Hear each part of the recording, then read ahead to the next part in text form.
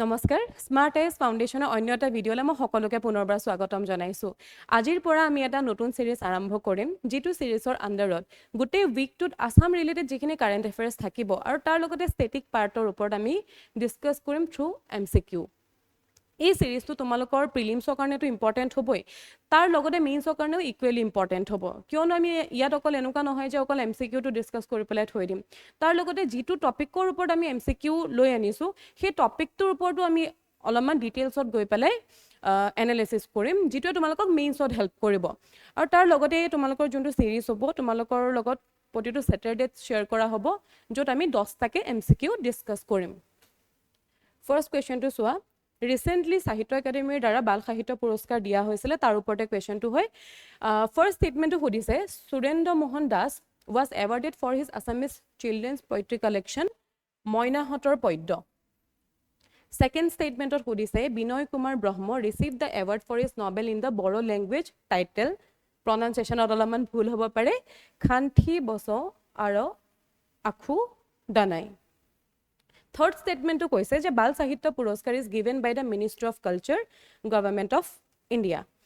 এতিয়া ইয়াতে সুধিছে যে কোনটো ষ্টেটমেণ্ট কাৰেক্ট হয়। আমি এইটো ছল্ভ কৰাৰ আগতে ইয়াৰ অলপমান ডিটেইলছত গৈ পেলাই চাই লওঁ। যদি ইয়াতে অকল মই কাৰেক্ট ইনকাৰেক্ট কৈ যাওঁ, তেনেহ'লে তোমালোকক বহুত বেছি হেল্প নকৰিব। ফাৰ্ষ্টত আমি ডিটেইলছ চাই লওঁ। ডিটেইলছত অট'মেটিকেলি আমি কি কৰিব পাৰিম, গোটেই টপিকটোৰ ওপৰত এটা অভাৰভিউ পাই যাম। সাহিত্য একাডেমীয়ে ৰিচেণ্টলি তাৰ বাল সাহিত্য পুৰস্কাৰ আৰু তাৰ লগতে যুৱ পুৰস্কাৰো এনাউন্স কৰিছে। টোটেল কিমানজনে পাইছে? 47 ৰাইটাৰে পাবৰ কাৰণে সক্ষম হৈছে। আৰু বাল সাহিত্য পুৰস্কাৰৰ আণ্ডাৰত 24 জনে লাভ কৰিছে। সুৰেন্দ্ৰ মোহন দাস, তেওঁ আছামিজ কেটেগৰীত এৱাৰ্ডটো পাবলৈ সক্ষম হৈছে। কিহৰ কাৰণে? কোনখন বুকৰ কাৰণে? চিলড্ৰেনছ পইট্ৰি বুক, নামটো কি? মইনাহঁতৰ পদ্য, যোনটো আমাৰ ফাৰ্ষ্ট ষ্টেটমেণ্ট আছিলে। তাৰমানে যোনটো ফাৰ্ষ্ট ষ্টেটমেণ্ট আছিলে সেইটো কি হ'ব? সেইটো কাৰেক্ট হ'ব। ছেকেণ্ড ষ্টেটমেণ্টত কি আছিলে? বিনয় কুমাৰ ব্ৰহ্মপুৰত আছিলে। তেখেতে লাভ কৰিছিলে বড়ো লেংগুৱেজত, আৰু তেওঁ যোনখন ষ্টৰী কালেকশ্যন হয়, নামটো কি আছিলে? খান্থি বছ আৰু আখুদানাই। প্ৰনাউন্সিয়েশ্যনত ভুল হ'ব পাৰে, আগতীয়াকৈ চৰি কৈছোঁ তাৰ কাৰণে। তেওঁ লাভ কৰিছিলে বড়ো লেংগুৱেজত। তাৰমানে আমাৰ দ্বিতীয় যোনটো ষ্টেটমেণ্ট হ'ব, সেইটো আমাৰ কাৰেক্ট হৈ যাব। এতিয়া আমি চাই লওঁ সাহিত্য একাডেমীৰ ওপৰত অলপমান। সাহিত্য একাডেমীক এষ্টাব্লিছ কৰিছিলে 1954ত, আৰু ইয়াৰ হেডকোৱাৰ্টাৰ ক'ত আছে? ৰবীন্দ্ৰ ভৱনত আছে। ক'ত? নিউ দিল্লী। আৰু এইটো এটা অট'নমাছ অৰ্গেনাইজেশ্যন হয়, কাৰ আণ্ডাৰত? মিনিষ্ট্ৰী অফ কালচাৰৰ আণ্ডাৰত। এতিয়া চোৱা, কুৱেশ্যনটোত আছিলে যে যোনটো বাল সাহিত্য পুৰস্কাৰ হয়, সেইটো কোনে দিছিলে বুলি কৈছিলে? Ministry of culture.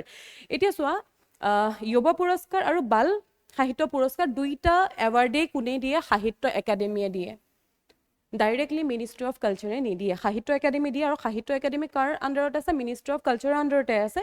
কিন্তু এৱাৰ্ডটো কোনে দিয়ে? এৱাৰ্ডটো দিয়ে সাহিত্য একাডেমী। তাৰমানে আমাৰ যোনটো থাৰ্ড ষ্টেটমেণ্ট আছিলে, থাৰ্ড ষ্টেটমেণ্টটো ৰাইট হ'ব নে ৰং হ'ব? ৰং হৈ যাব।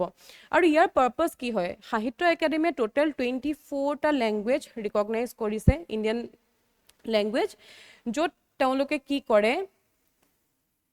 এই 24টা লেংগুৱেজৰ লিটাৰেচাৰক তেওঁলোকে প্ৰমোশ্যন কৰে। তেওঁলোকৰ পাৰ্পাছটোৱে হৈছে এইটো। এতিয়া 24 লেংগুৱেজ কি কি হয় সেইটো চাবা। আমাৰ ইণ্ডিয়ান কনষ্টিটিউশ্যনত যোনটো 8th শ্বিডিউলৰ আণ্ডাৰত 22টা লেংগুৱেজ আছে, সেই 22টা লেংগুৱেজটো আছে। তাৰ লগতে আৰু 2টা লেংগুৱেজ আছে, সেই 2টা হৈ যাব কি? ইংলিছ আৰু ৰাজস্থানী। টোটেল কিমান হৈ গ'ল? 24টা হৈ গ'ল। এতিয়া চাওঁ, ফাৰ্ষ্ট ষ্টেটমেণ্টটো কি হ'ব? ফাৰ্ষ্ট ষ্টেটমেণ্টটো কাৰেক্ট হ'ব। ছেকেণ্ড ষ্টেটমেণ্টটো কাৰেক্ট হ'ব। আৰু থাৰ্ড ষ্টেটমেণ্টটো কি হ'ব? মিনিষ্ট্ৰী অফ কালচাৰ হয় জানো? নহয়। কোনে কৰে? সাহিত্য একাডেমীয়ে কৰে। আৰু সাহিত্য একাডেমী কাৰ আণ্ডাৰত আছে? মিনিষ্ট্ৰী অফ কালচাৰৰ আণ্ডাৰত আছে। কাৰেক্ট এনচাৰ কি হৈ যাব? কাৰেক্ট এনচাৰ হৈ যাব ইয়াৰ বি। ইয়াতে এক্সপ্লেনেশ্যন দিয়া আছে, একেখিনি কথাই তোমালোকে চাই ল'বা। তোমালোকৰ লগত PDFটো কমেণ্ট বক্সত শ্বেয়াৰ কৰি দিয়া হ'ব। এতিয়া ছেকেণ্ড কুৱেশ্যনটোলৈ আহা। Consider the following statement regarding Bishnu Prasad Rabha. আমি সকলোৱে জানো চাগে ৰিচেণ্টলি ৰাভা দিৱস হৈ গৈছে, তাৰ ওপৰত এইটো কুৱেশ্যন আছে। প্ৰথম ষ্টেটমেণ্টটো কি দিয়া আছে? হি ৱাজ কনফাৰ্ড দ্য টাইটেল কলাগুৰু বাই মহাত্মা গান্ধী। বহুতে চাগে জানাই অলৰেডি। ছেকেণ্ড ষ্টেটমেণ্টটো দিয়া আছে, he was associated with the revolutionary communist party of India, যোনটো RCPI বুলি শ্বৰ্ট ফৰ্মত কোৱা হয়। হি কইন দ্য শ্লোগান হাল যাৰ মাটিতাৰ। কিহৰ কাৰণে প্ৰমোটিং লেণ্ড ৰাইটছ ফৰ পিজেণ্ট চাই লওঁ এইখন আমি ডিটেইলছত নিজে এনচাৰ কৰিব পাৰিম তাৰপিছত প্ৰথমতে তেওঁৰ এটা অভাৰভিউ লৈ লওঁ মানে আৰ্লি লাইফৰ কথা ক'ত জন্ম হৈছিলে কেতিয়া জন্ম হৈছিলে সেইটো জানি লওঁ তেওঁৰ জন্ম হৈছিলে 31 জানুৱাৰী 1909 ক'ত হৈছিলে ঢাকা যিটো বৰ্তমান ক'ত আছে বাংলাদেশত আছে আৰু তেওঁ কলাগুৰু বুলি কোৱা হয় কলাগুৰু মানে মাষ্টাৰ অফ আৰ্টছ আমি চাগে সকলোৱে তেওঁৰ কণ্ট্ৰিবিউশ্যন জানো বেলেগকৈ কোৱাৰ দৰকাৰেই নাই ৰাইট আৰু চোৱা তেওঁৰ ফ্ৰীডম ষ্ট্ৰাগলত যিটো ৰোল হয় সেইটো আমি চোৱাটো ইম্পৰ্টেণ্ট হয় আমাৰ কুৱেশ্যনতো আছে সেইটো কাৰণে আমি অলপমান চাই লওঁ তেখেতে আমাৰ যোনটো ইণ্ডিয়াছ যোনটো ফ্ৰীডম মুভমেণ্ট হয় য়ং এজত তেওঁ তাতে পাৰ্টিচিপেট কৰিছিলে আৰু তেওঁ কি বুলি কৈছে লেফটিষ্ট আইডিঅলজি তাৰমানে লেফটিষ্ট আইডিঅলজি মই যদি শ্বৰ্টলি ক'বলৈ যাওঁ যি ইকুৱেলিটি জাষ্টিছ তাৰ ওপৰত বিলিফ ৰাখে তাৰ লগতে এখন ৱেলফেয়াৰ ছ'চাইটিৰ কাৰণে ৱেলফেয়াৰ ছ'চাইটিৰ ওপৰত যোনে বিলিফ ৰাখে তেওঁ কিহৰ লগত এছ'চিয়েটেড হয় বুলি কৈছে কমিউনিষ্ট পাৰ্টি অফ ইণ্ডিয়া তাৰ লগতে revolutionary communist party of India যিটো আমাৰ কুৱেশ্যনত আছিলে আৰু লগতে তেওঁ কিহৰ ওপৰত বিলিভ ৰাখিছিলে এখন ক্লাছলেছ ছ'চাইটি তাৰ লগতে য'ত এক্সপ্লইটেশ্যন নহয় যোনখন ছ'চাইটিত এক্সপ্লইটেশ্যন নহয় তেনেকুৱা এখন ছ'চাইটিৰ ওপৰত তেওঁ বিলিভ ৰাখিছিলে আৰু তাৰ কাৰণে তেওঁ কামো কৰিছিলে তেওঁ এটা শ্লোগান দিছিলে সেইটো আছিলে কি হাল যাৰ মাটিটাৰ তাৰমানে কি the land belong to those হু টিল ইট ঠিক আছে তেওঁৰ এইটো শ্লোগান আছিলে আৰু তেওঁৰ লগতে 2500 বিঘা লেণ্ড কি কৰিছিলে ডনেট কৰিছিলে ডনেট ক'লৈ কৰিছিলে লেণ্ডলেছ ফাৰ্মাৰবিলাকলৈ ডনেট কৰিছিলে বৰ্তমান এই যোনখিনি লেণ্ড হয় ন সেইখিনি ক'ৰ পাৰ্ট হয় তেজপুৰ ইউনিভাৰ্চিটিৰ পাৰ্ট হয় তাৰ লগতে আৰু অলপ চাই লওঁ তেওঁ থিয়েটাৰ আৰু চিনেমাৰ কণ্ট্ৰিবিউশ্যনটো কি হয় সেইটো আমি জনাটো ইম্পৰ্টেণ্ট হয় আমি যদি ক'বলৈ যাওঁ বাণ থিয়েটাৰ ক'ত আছে তেজপুৰত আছে তাৰ লগতো তেওঁ এছ'চিয়েট হয় তাৰ লগতে আমি যদি চাবলৈ যাওঁ যোনখন চিৰাজ ফিল্ম আছিলে সেই ফিল্মখনৰ তেওঁ কি আছিলে ডাইৰেক্টৰ আছিলে তাৰ লগতে এৰাবাটৰ সুৰৰ কথা আমি চাগে জানো এৰাবাটৰ সুৰ প্ৰতিধ্বনি তাতে তেওঁ কি কৰিছিলে অভিনয়ো কৰিছিলে তাৰ লগতে যোনখন জয়মতী মুভি আছিলে জয়মতী মুভিখন কোনে কৰিছিলে জ্যোতিপ্ৰসাদ আগৰৱালা ইয়াৰ ওপৰত এবাৰ প্ৰিলিমছত কুৱেশ্যনো আহি গৈছে সেই ফিল্মখনত তেওঁ এছিষ্টো কৰিছিলে কাক জ্যোতিপ্ৰসাদ আগৰৱালাক আৰু জয়মতীখন কি হয় অসমৰ আমাৰ কি আছিলে এখন ফাৰ্ষ্ট ফিল্ম আছিলে তাৰ লগতে কলাগুৰু টাইটেলটো কোনে দিছিলে তাৰ ওপৰত কুৱেশ্যন আছিলে কলাগুৰু টাইটেলটো কোনে দিছিলে ডক্টৰ সৰ্বপল্লী ৰাধাকৃষ্ণন কিয় দিয়া হৈছিলে তেওঁ বনাৰসত কি হৈছিলে তাণ্ডৱা ডান্স কৰিছিলে আৰু সেই ডান্সটো চাই পেলাই তেওঁ কলাগুৰু টাইটেলটো দিছিলে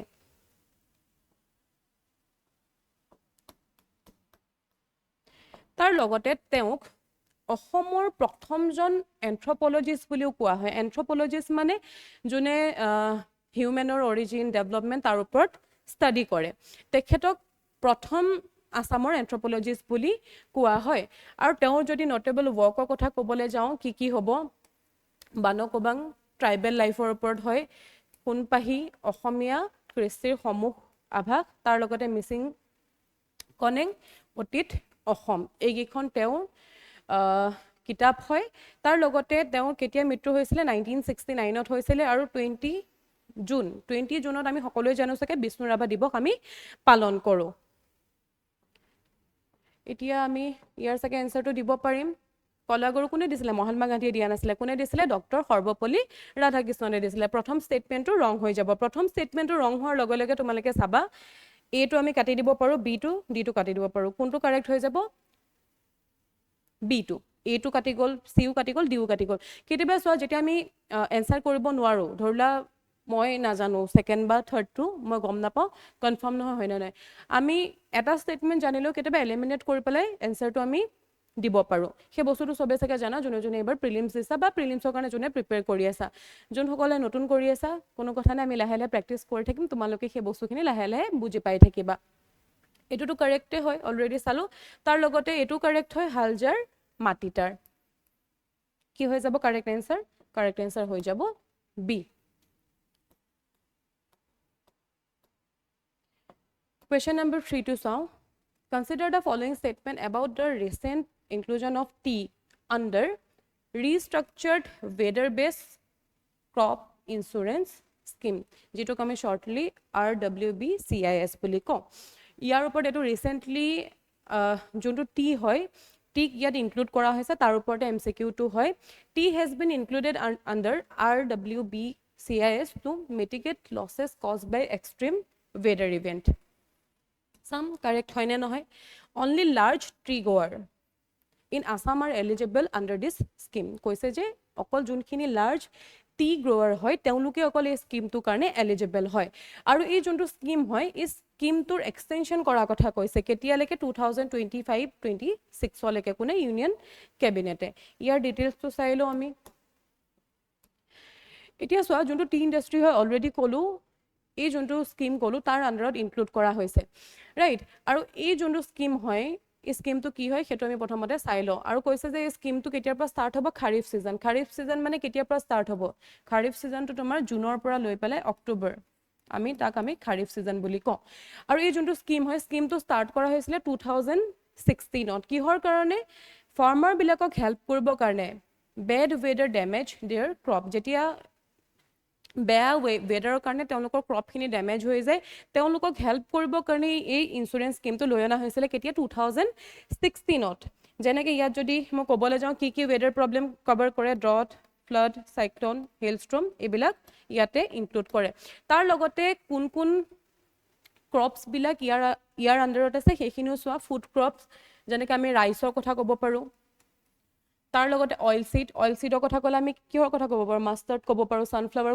ক'ব পাৰোঁ চয়াবিন ক'ব পাৰোঁ হৰ্টিকালচাৰ ইয়াতে কোনখিনি আহি যাব ফ্ৰুটছ আহি যাব ভেজিটেবলছ আহি যাব কমাৰ্চিয়েল ক্ৰপ ইয়াতে টি আহি যাব আৰু এতিয়া টি ইণ্ডাষ্ট্ৰিটো ৰিচেণ্টলি ইনক্লুড কৰা হৈছে আৰু মেইনলি ইহঁতৰ কি হয় যোনটো ক্লাইমেট চেঞ্জৰ কাৰণে যিখিনি লছ ফেচ কৰিব লগা হয় ফাৰ্মাৰ্ছবিলাকে তেওঁলোকক কি কৰিব হেল্প কৰিব আৰু কোনে কোনে পাব অল ফাৰ্মাৰ্ছ বুলি কৈছে তাৰ লগতে কি বুলি কৈছে শ্বেয়াৰ ক্ৰপাৰ আৰু টেনেণ্ট ফাৰ্মাৰ শ্বেয়াৰ ক্ৰপাৰ মানে যোনে এটা লেণ্ডত শ্বেয়াৰিঙত ফাৰ্মিং কৰে এইটো যদি মই ক'বলৈ যাওঁ ধৰি লোৱা দুজনে মিলি পেলাই একেলগে কৰে আৰু যোনখিনি ক্ৰপ হ'ব সেইখিনিক তেওঁলোকে কি কৰে শ্বেয়াৰ কৰি লয় আৰু টেনেণ্ট ফাৰ্মাৰ কোনবিলাক হয় যোনে লেণ্ড ৰেণ্টত লয় আৰু তাৰ বিনিময়ত তেওঁলোকে এটা প্ৰাইচ পে' কৰে আৰু তাতে তেওঁলোকে খেতি কৰি পেলাই যোনখিনি ক্ৰপ হয় সেইখিনি হয়তো তেওঁলোকে নিজে লৈ ল'ব পাৰে গোটেইখিনি আৰু নহ'লে ক্ৰপো তেওঁলোকে কি কৰিব পাৰে শ্বেয়াৰ কৰিব পাৰে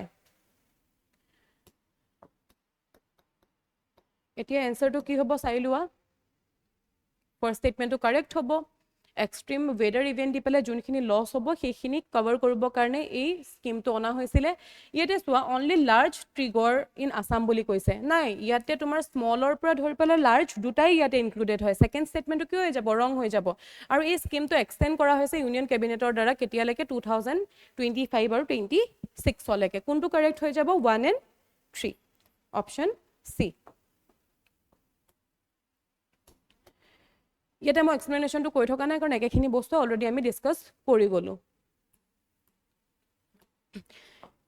কুৱেশ্যন নম্বৰ 4 টো চোৱা হাছিলা বিল which was recently in the news is located in which district of Assam এতিয়া চোৱা এই বিল ৰিলেটেডে হওক বা যিকোনো লোকেশ্যন ৰিলেটেডে হওক কুৱেশ্যনবিলাক আজিকালি বহুত বেছি অহা দেখা গৈছে প্ৰিলিমছৰ এক্সামিনেশ্যনত ৰিচেণ্টলি এইখন বিল নিউজত আছিলে সেইটো কাৰণে কুৱেশ্যনটো দিছোঁ কি হ'ব কোনোবাই জানা চাগে অলৰেডি দেখিলাই চাগে ওকে কোনটো হ'ব গোৱালপাৰাত আছে কিয় নিউজত আছিলে ৰিচেণ্টলি কি হৈছিলে ষ্টেট গভৰ্ণমেণ্টে ৰিক্লেইম কৰিছিলে 495 একৰ অফ লেণ্ড যোনটো তেওঁলোকে কৈছিলে যে ইলিগেলি অকুপাইড কৰি থকা হৈছিলে যিটো এগেইন তেওঁলোকে কি কৰি ল'লে ৰিক্লেইম কৰি ল'লে তাৰ কাৰণে এইটো ৰিচেণ্টলি নিউজত আছিলে ক'ত আছে ই গোৱালপাৰাত আছে এখন হয় বিল 5 নম্বৰ কুৱেশ্যনটোত আহা কনচিডাৰ দ্য ফলোইং ষ্টেটমেণ্ট ইয়াতে এটা অভিযানৰ কথা কৈছে কি কৈছে বিকশিত কৃষি সংকল্প অভিযান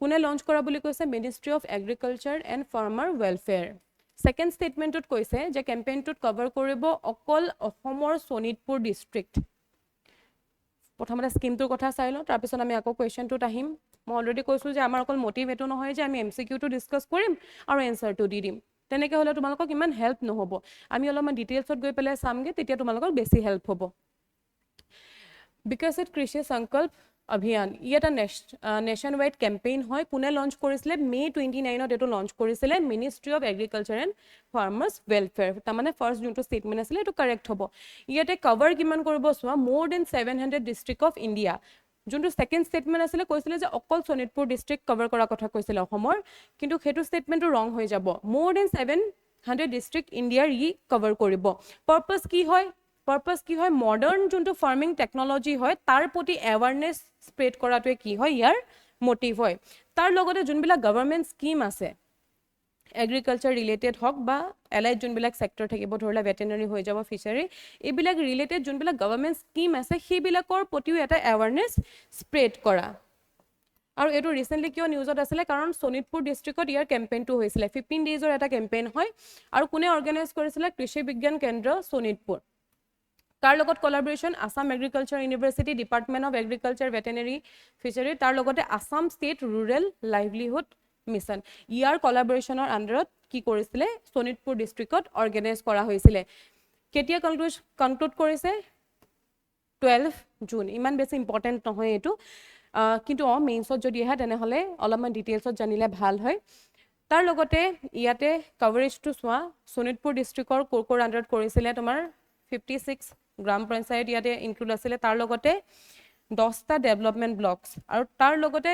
2000তকৈ বেছি ফাৰ্মাৰ্ছক কি কৰিছিলে কানেক্ট কৰিছিলে অকল কি শোণিতপুৰ ডিস্ট্ৰিক্টতে হৈছিলে নেকি নাই ৰং হ'ব তাৰ লগতে বিশ্বনাথ ডিস্ট্ৰিক্টৰো কিছুমান এৰিয়া ইয়াৰ আন্ডাৰত কভাৰ আছিলে বিশেষকৈ ডেভেলপমেন্ট ব্লকস কোট চতিয়া পানী ভৰাল আৰু বালি পুখুৰী এইকেইটা ডেভেলপমেন্ট ব্লকৰ আন্ডাৰটো এই কেম্পেইনটো কৰা হৈছিলে তেনেহলে আমি আহি যাওঁ কি বুলি কৈছে ministry of agriculture and farmer welfare correct হয় আৰু কৈছে যে covered only Sonitpur district of Assam অকল শোণিতপুৰে নহয় তাৰ লগতে আমি এইমাত্ৰ চালো যে এটাটো হৈছে গোটেই ইণ্ডিয়াত 700তকৈ বেছি ডিস্ট্ৰিক্ট কভাৰ কৰিছে তাৰ লগতে অসমত শোণিতপুৰৰ লগতে বিশ্বনাথ ডিস্ট্ৰিক্টৰো ব্লক কিছুমান ই কভাৰ কৰিছে এইটো ৰং হৈ যাব অপচন এ টো কাৰেক্ট হ'ব অকল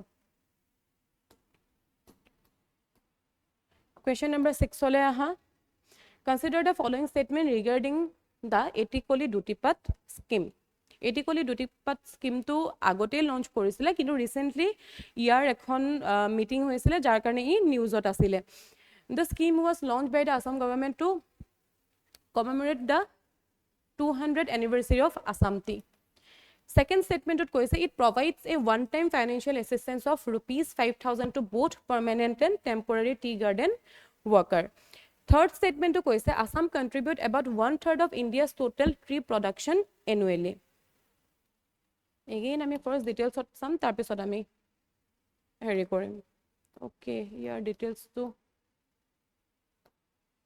Okay ami eta discuss korilo ঠিক আছে এই যোনটো স্কিম হয় এই স্কিমটো লঞ্চ কৰিছিলে কিহৰ কাৰণে 200th এনিভাৰ্সাৰী হৈছিলে আসাম টিৰ কেতিয়া 2023 আমি সাকে সকলো জানো 1823 ৰবাৰ্ট ব্ৰুছে সিংফো ট্ৰাইবৰ সহায়ত টি ডিসকভাৰ কৰিছিল আৰু 2023 আমাৰ কিমান বছৰ হ'ল 200 বছৰ হ'ল আৰু তাৰ কাৰণে এই যোনটো স্কিম হয় এই স্কিমটো লঞ্চ কৰা হৈছিল এই স্কিমৰ আন্ডাৰত ওয়ান টাইম এটা ফাইনান্সিয়াল এসিস্টেন্স দিয়া হ'ব কাৰ কাৰণে টেম্পৰাৰী আৰু লগতে পাৰ্মানেন্ট টি গাৰ্ডেন ওয়াৰ্কাৰৰ কাৰণে rupees 5000 ওয়ান টাইমে দিব এটো আৰু লগতে দুটাকে দিয়া হ'ব পাৰ্মানেন্ট আৰু টেম্পৰাৰী টি গাৰ্ডেন ওয়াৰ্কাৰ্ছত এটো কাৰেক্ট হ'ব আৰু ফাৰ্স্ট স্টেটমেন্টটো আমাৰ কাৰেক্ট হ'ব আৰু কৈছে যে Assam contribute about 1/3 of India's total tree production annually এই স্টেটমেন্টটো ৰং হৈ যাব 1/3 নহয় 1/3 নহয় কিমান approximately 50% ইয়াতে দিয়া আছে সোৱা স্কিমটো লঞ্চ কৰিছিলে 200 আসাম টি এনিভাৰ্সাৰী সেলিব্ৰেটৰ কাৰণে তাৰ লগতে এটো কাৰেক্ট হয় 5000 দিয়া হৈছে কিন্তু স্টেটমেন্ট 3 টো ইনকাৰেক্ট হয় কিয় কাৰণ হাফ almost 50% হে কন্ট্ৰিবিউট কৰে 1/3 কন্ট্ৰিবিউট নকৰে স্টেটমেন্ট 3 টো ৰং হৈ যাব কোনটো কাৰেক্ট হ'ব option A 1 and 2 only 7 number question to taha the Assam government has announced the renaming of Dibrugarh airport in honor of which eminent personality recently কি কৰিছিলে যোনটো ডিব্ৰুগড় এয়াৰপোৰ্ট আছিল তাৰ ৰিনেম কৰা হৈছিল তাৰ নামটো কি হেতু খুদিছে এনেকা ধৰণৰ ওয়ান লাইনাৰ কোৱেশ্চন এতিয়া সোৱা বহুতে মানে ৰিসেন্টলি এনেকা ভাবে যে ওয়ান লাইনাৰ কোৱেশ্চন আমি নপঢ়ো কিন্তু আমি যদি যোনটো এতিয়া প্ৰিলিমছৰ এক্সাম হৈ গ'ল ৰিসেন্টলি তাত যদি আমি চাও তেনেহলে ওয়ান লাইনাৰ কোৱেশ্চন ভালেখিনি দেখা গৈছে হেতু কাৰণে আমি ওয়ান লাইনাৰ কোৱেশ্চনো প্ৰেক্টিস কৰিব লাগিব এনেকা নহয় যে অকল ওয়ান লাইনাৰ কৰিম আমি ওভাৰঅল গোটেইখিনি আমি কৰিম যেনেকুৱা ধৰণৰ আমি কুৱেশ্যন পেটাৰ্ণ বৰ্তমান সময়ত দেখি আছোঁ কি হ'ব এইটো কি হ'ব ইয়াৰ এনচাৰটো হ'ব doctor Bhupen Hazarika recently doctor Bhupen হাজৰিকাৰ নামত যোনটো ডিব্ৰুগড় এয়াৰপৰ্ট হয় তাৰ নামটো চেঞ্জ কৰিছিলে অলপমান তাৰ ডিটেইলছ আমি চাই লওঁ অলপমান ভূপেন হাজৰিকাৰ ওপৰত ডিটেইলছ চাব লাগিব কাৰণ ভূপেন হাজৰিকাৰ ওপৰতো আগতে কুৱেশ্যন আহি গৈছিলে আই থিংক 2022 এক্সামত প্ৰিলিমছৰ এক্সামত ভূপেন হাজৰিকাৰ ওপৰত কুৱেশ্যন আহিছিলে তেওঁৰ জন্ম কেতিয়া হৈছিলে 8 ছেপ্টেম্বৰ 1926ত আৰু তেখেতৰ মৃত্যু কেতিয়া হৈছিলে 5 নৱেম্বৰ 2011ত তেখেতক সুধাগন্ত বুলি কোৱা হয় সুধাগন্ত বুলি কিয় কোৱা হয় জানা চাগে সকলোৱে অলৰেডি আমি চাগে সকলোৱে গম পাওঁ বাকি কমেণ্টত কোৱা সুধাগন্ত বুলি তেওঁ কিয় কোৱা হয় তেওঁ মেইনলি প্ৰফেশ্যন কি আছিলে তেওঁ এজন গায়ক আছিলে তেওঁ গান লিখিছিলেও অকল গোৱাই নহয় তেওঁ সুৰো কৰিছিলে গান লিখিছিলেও লগতে গাইছিলেও তাৰ লগতে তেওঁ ফিল্মো বনাইছিলে হয় ন লগতে পলিটিচিয়ানো আছিলে তেওঁৰ লগতে তেওঁৰ যদি মই লেংগুৱেজ ক'বলৈ যাওঁ যে কি লেংগুৱেজত তেওঁ কাম কৰিছিলে মেইনলি আছামিজত তাৰ লগতে কিন্তু এটা বেংগলী আৰু হিন্দীটো বহুতো গান লিখা দেখা পোৱা যায় আৰু তেওঁ যোনবিলাক গান আছিলে গানবিলাকৰ থিম যদি ক'বলৈ যাওঁ মেইনলি হিউমেনিটি হ'ব ইউনিভাৰ্চেল ব্ৰাদাৰহুড হ'ব জাষ্টিছ হ'ব ছ'চিয়েল ইউনিটিত যদি চাবলৈ যাওঁ তেখেতে লিখা গানবিলাক প্ৰায় গোটেইখিনি ডাইমেনশ্যনে কভাৰ কৰিছিলে এখন ছ'চাইটিৰ যদি চাবলৈ যাওঁ যিমানখিনি ডাইমেনশ্যন হ'ব পাৰে এখন ছ'চাইটিৰ গোটেইখিনি ডাইমেনশ্যনতে তেওঁ গান লিখা দেখা গৈছিলে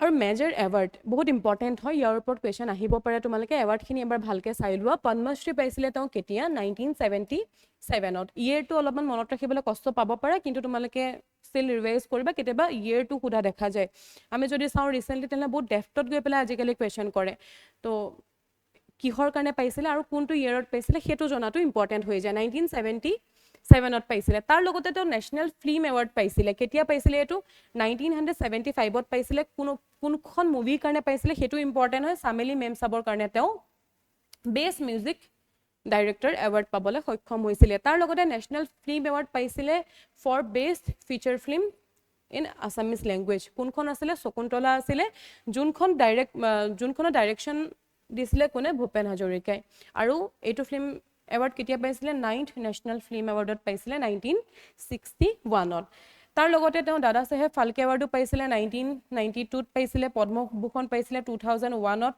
সংগীত নাটক একাডেমি এৱাৰ্ড পাইছিলে 1987ত সংগীত নাটক একাডেমি ফেলোশ্বিপ পাইছিলে 2008ত পদ্মভূষণ পাইছিলে তেওঁ মৃত্যুৰ পিছত আচলতে পদ্মভূষণ পাবলৈ সক্ষম হৈছিলে 2012ত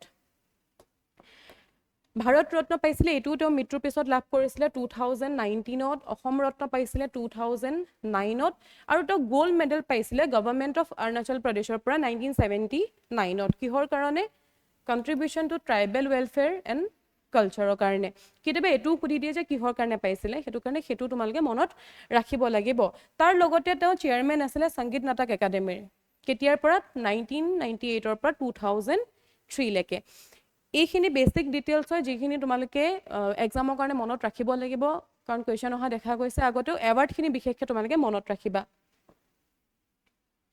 তাৰ লগতে তেখেতৰ কেতিয়া জন্ম হৈছিলে সেইটোৰ ওপৰতো কুৱেশ্যন আহিছিলে মই যোনটো কৈছোঁ লাষ্ট ইয়েৰ এটা কুৱেশ্যন আহিছিলে লাষ্ট ইয়েৰ 2022ত এটা কুৱেশ্যন আহিছিলে ভূপেন হাজৰিকাৰ ওপৰত তাতে তেওঁ কেতিয়া জন্ম হৈছিলে সেই ডেটটো সুধি দিছিলে সেইটো কাৰণে আজিকালি অলপমান ডিটেইলছত পঢ়াটো ইম্পৰ্টেণ্ট হৈ গ'ল চাই ৰাখিবা পিছত যেতিয়া তোমালোকে ৰিভিজন কৰিবা তোমালোকৰ বহুতখিনি হেল্প হ'ব এতিয়া হয়তো তোমালোকৰ লাগিব পাৰে যে ইমান ইম্পৰ্টেণ্ট নহয় কিন্তু তোমালোকে যোনখিনিয়ে নেক্সট ইয়েৰ এক্সাম দি আছা কাৰণ আমি 1 year কাৰেণ্ট এফেয়াৰ্ছ পঢ়িব লাগে তোমালোকে যদি এতিয়াৰ পৰা ডেইলি ফ'ল' কৰি যোৱা আৰু লগতে ৰিভিজন যদি তোমালোকে কৰি যোৱা ৰেগুলাৰলি তোমালোকৰ বহুতখিনি হেল্প হ'ব প্ৰিলিমছৰ আগত তাৰ লগতে মেইনছৰ কাৰণেও তোমালোকৰ হেল্পফুল হ'ব কাৰণ ইয়াতে মই ডিটেইলছো দি দিছোঁ সেই বস্তুখিনি তোমালোকে মেইনছতো ইউজ কৰিব পাৰিবা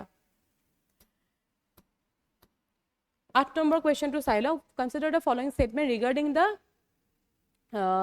ধৰতী আবা জন ভাগীদাৰী অভিযান ৰিচেণ্টলি এইটো নিউজত আছিলে ধৰতী আবা জন ভাগীদাৰী অভিযান কৈছে যে এই কেম্পেইনটোৱে কি এইম কৰে বুলি কৈছে to promote awareness and ensure inclusive implementation of welfare scheme for tribal community Second statement to this, the campaign is being implemented only in Assam to target the hill tribe of state.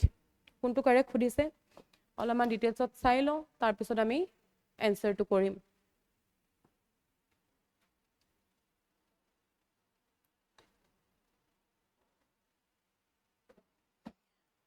Okay, যোনটো এই campaign হয় ন, কেম্পেইনটো ডিব্ৰুগড়ত recently হৈছিলে আৰু ইভেণ্টৰ ডেটটো আছিলে 26 June 2025। Venue ক'ত আছিলে? শ্ৰী শ্ৰী আউনীআটী শাখা সত্ৰ অডিটৰিয়াম, আউনীআটী শাখা সত্ৰ অডিটৰিয়াম ডিব্ৰুগড়। কেম্পেইনৰ ডিউৰেশ্যনটো আছিলে তোমাৰ 15 জুনৰ পৰা 30 জুনলৈকে হ'ব। ষ্টাৰ্ট কেতিয়া হৈ গৈছে? 16 জুনত ষ্টাৰ্ট হৈ গৈছে। ইয়াৰ হাইলাইটটো চোৱা, এইটো অকল অসমত হোৱা বুলিয়ে নহয় হা, আছামত ক'ত হৈছে? ডিব্ৰুগড়ত হৈছে। আৰু কেতিয়াৰ পৰা হৈছে? 16 জুনত হৈছে। ক'ত হৈছে বুলি ক'লো? ডিব্ৰুগড়ত হৈছে শ্ৰী শ্ৰী আউনীআটী শাখা সত্ৰ অডিটৰিয়াম। ইয়াৰ মেইন পাৰ্পাছটো কি হ'ল? মেইন পাৰ্পাছটো হৈছে এৱাৰনেছ ৰেইজ কৰা। কিহৰ? Inclusive implementation of welfare scheme for tribal community. যোনখিনি ট্ৰাইবেল কমিউনিটি আছে তেওঁলোকৰ যোনখিনি ৱেলফেয়াৰ স্কিম আছে সেইখিনিৰ ওপৰত এটা এৱাৰনেছ স্প্ৰেড কৰা। মেইনলি কোনে অৰ্গেনাইজ কৰিছে? এইটো ডিষ্ট্ৰিক্ট এডমিনিষ্ট্ৰেশ্যন অফ ডিব্ৰুগড়। ডিব্ৰুগড়ত কোনে এৰেঞ্জ কৰিছে সেইটো দিয়া আছে department of tribal affairs.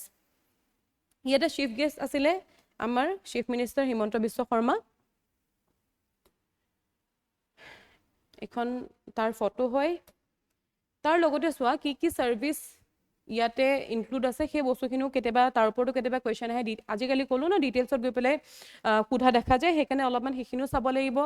Aadhaar card, ration card, Ayushman Bharat card, caste and residence certificate, তাৰপিছত Kisan credit card, PM Kisan scheme, Jan Dhan bank account, তাৰ লগতে ইঞ্চুৰেঞ্চ যোনখিনি স্কিম আছে সেইখিনিও ইয়াতে কভাৰ হৈ আছে। কোনটো? প্ৰধানমন্ত্ৰী জীৱন জ্যোতি বীমা যোজনা, তাৰ লগতে প্ৰধানমন্ত্ৰী সুৰক্ষা বীমা যোজনা, এইটো ইয়াতে ইনক্লুডেড আছে। তাৰ লগতে ছ'চিয়েল ছিকিউৰিটি বেনিফিটছ কি হ'ব?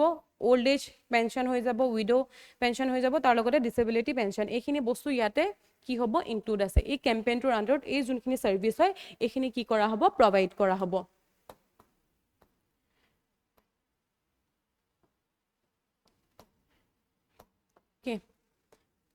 প্ৰথমটোতো কাৰেক্ট হ'ব। ছেকেণ্ডটো কৈছিলে যে অকল অসমত কৰা বুলি কৈছিলে, এইটো ৰং হৈ যাব। অসমত ক'ত হৈছে? ডিব্ৰুগড়ত হৈছে, কিন্তু অকল এইটো অসমতে নহয়। এনচাৰটো কি হৈ যাব? এ হৈ যাব। ঠিক আছে, এইটো নেশ্যন ৱাইড এটা কেম্পেইন হয়, অকল আছামলৈকে এইটো অকল লিমিটেড নহয়। আৰু অসমত ক'ত হৈছে? এইটো ডিব্ৰুগড়ত হৈছে। সেই বস্তুটো মনত ৰাখিবা। তাৰ লগতে যোনখিনি ছাৰ্ভিচ ইয়াতে ইনক্লুডেড আছে ন সেই বস্তুখিনি তোমালোকে মনত ৰাখিবা, সেইটো ইম্পৰ্টেণ্ট হৈ যায়। 9 নম্বৰ কুৱেশ্যন হ'ব mission Boisumoti 2.0 was launched to promote tourism in BTR, Bodoland Territorial Region, digitalize land and revenue service in BTR, build new roads in BTR, launch a new industrial policy in BTR. কোনটো correct হয় ইয়াতে সুধিছে।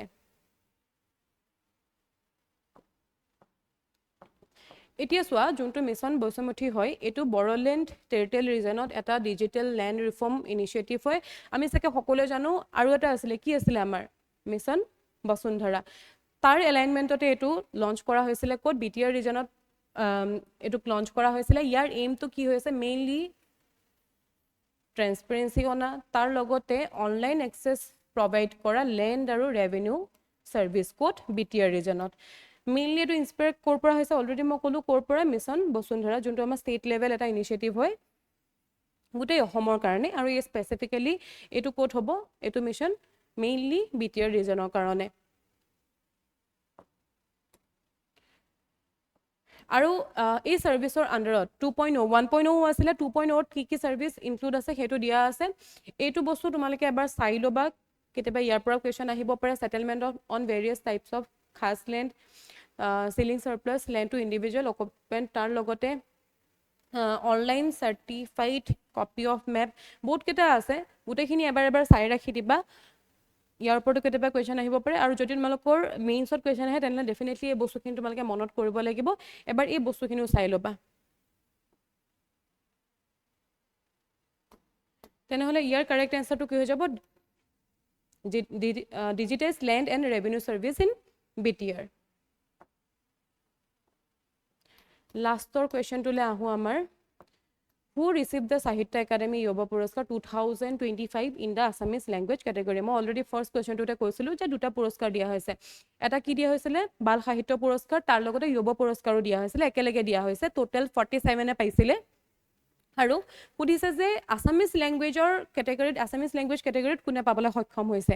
বাল সাহিত্য পুৰস্কাৰ দুজনে পাইছিলে আৰু যুৱ পুৰস্কাৰো দুজনে পাইছে। টোটেল অসমৰ পৰা 4জন ব্যক্তিয়ে এই পুৰস্কাৰ পাবলৈ সক্ষম হৈছে আৰু অসমীয়া কেটেগৰীত কোনে পাইছে সেইটো সুধিছে অসমীয়া কেটেগৰীত পাইছিলে সুপ্ৰকাশ ভূঞা এতিয়া চোৱা কলো ইয়াতে 23 ৰিচিপেণ্টে পাইছিলে যুৱ পুৰস্কাৰ টোটেল আৰু অসমৰ পৰা দুজনে পাইছিলে এজন আছিলে সুপ্ৰকাশ ভূঞা যোনে আছামিজ কেটেগৰীত পাইছিলে তেওঁ শৰ্ট ষ্টৰী কালেকশ্যনৰ কাৰণে কোনখন পুচিয়ানাম্মা আৰু তাৰ লগতে অমৰ খুংৰু বড়ো তেওঁ কিহত পাইছিলে বড়ো লেংগুৱেজত পাইছিলে তেওঁ পয়েট্ৰি কালেকশ্যন কি অং অসুৰ ঠিক আছে এই দুজনে এই এৱাৰ্ডটো পাবলৈ সক্ষম হৈছিলে কোনে পাইছিলে অকল সেইটো ইম্পৰ্টেণ্ট নহয় কি বুকৰ কাৰণে পাইছিলে সেইটো ইকুৱেলি ইম্পৰ্টেণ্ট হয় তাৰ ওপৰতো কুৱেশ্যন হয় সেইকাৰণে দুইটা বস্তুৱে মনত ৰাখিবা বাকী কেইজনে পাইছিলে সেইটো বস্তু ইমান ইম্পৰ্টেণ্ট নহয় মনত নাৰাখিলেও হ'ব আৰু বাকী মই কি ক'লো যে এই দুইটা পুৰস্কাৰ কোনে দিয়ে সাহিত্য একাডেমি দিয়ে তাৰ লগতে কেইটা লেংগুৱেজত দিয়ে টোটেল 24 লেংগুৱেজ আমাৰ ইণ্ডিয়ান কনষ্টিটিউশ্যনৰ 8th শিডিউলত যিটো 22টা লেংগুৱেজ আছে সেই 22 প্লাছ ইংলিছ আৰু কি ক'লো মই ৰাজস্থানী যোনটো বাল সাহিত্য পুৰস্কাৰ আছিলে বাল সাহিত্য পুৰস্কাৰ প্ৰথমবাৰৰ বাবে দিয়া হৈছিলে 2010 চনত সেইটো তাত ক'বলৈ থাকি গ'ল ইনক্লুড কৰি ল'বা আৰু যুৱ পুৰস্কাৰ প্ৰথম দিয়া হৈছিলে 2011ৰ পৰা কোনে দিয়ে সাহিত্য একাডেমিয়ে দিয়ে বাকি তোমালোকৰ কাৰণে এটা প্ৰেক্টিছ MCQ আছে যিটোৰ এনসাৰ তোমালোকে কমেন্ট বক্সত দিবা আৰু আমাৰ যোনটো নেক্সট সেশন হ'ব ইয়াৰে স্যাটাৰডেত হ'ব সেই স্যাটাৰডেত মই ইয়াৰ এনসাৰটো তোমালোকক দি দিম বাকি তোমালোকে এটো চাই পালাই ইয়াৰ এনসাৰটো তোমালোকে কমেন্টত দিবা বাকি যদি কিবা ডাউট থাকে তোমালোকে কমেন্ট বক্সত সুধিব পাৰা যোনখিনি বস্তু ইম্পৰ্টেন্ট হ'ব আমাৰ কাৰণে আৰু যোনখিনি বস্তু মেইনলি নিউজত থাকিব সেইখিনি বস্তুটো আমি চামে তাৰ লগতে কাৰেন্ট এফেয়াৰ্ছৰ লগত ৰিলেট হৈ পেলাই যোনখিনি ষ্টেটিক পৰ্চনো হ'ব যেনেকৈ আজি ভূপেন হাজৰিকাৰ কথা আমি ডিসকাস কৰিলো ঠিক তেনেকৈ আমি ষ্টেটিক পাৰ্টখিনিও ট্ৰাই কৰিম যাতে এই MCQ সিৰিজটো আমি কভাৰ কৰি যাব পাৰো ইয়াতে ফোকাস এটো নহয় যে আমি MCQ এটা ডিসকাস কৰিম আৰু তাৰ লগতে আমি এনসাৰটো দিম অকল আমাৰ হেতুৱে মোটিভ নহয় তাৰ লগতে MCQটোত আমি এটা ডিটেইলছ এনালাইসিস যাতে কৰিব পাৰো সেইটো আমাৰ মেইন মোটিভ হয় আশা কৰো তোমালোকক আপকামিং এক্সামত এই যোনটো সিৰিজ হয় এটোৱে হেল্প কৰিব বাকি ৰেগুলাৰলি তোমালোকে ফলো কৰি যোৱা আৰু আমি নেক্সট লগ পাম স্যাটাৰডে থ্যাংক ইউ